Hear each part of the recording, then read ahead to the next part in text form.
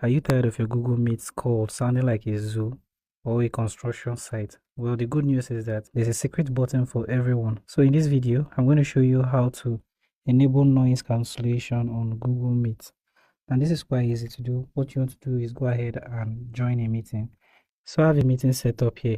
Go ahead and tap on the meeting, and then you see the option to join in this section. Tap on join, and this will join you to the meeting. Now, while in the meeting, you want to tap on the three dots at the bottom right corner of your screen. Tap here, and you see settings. Tap on settings, and here you find noise cancellation. Toggle this on, and this will enable noise cancellation in your Google Meeting. So give it a try, and let me know how well it works in the description. Thank you for watching this video, and I hope you found this video helpful. If you do find this video helpful, feel free to leave a like, subscribe, and have the post notification turned on. Let me know in the description what kind of video you'd like to watch next.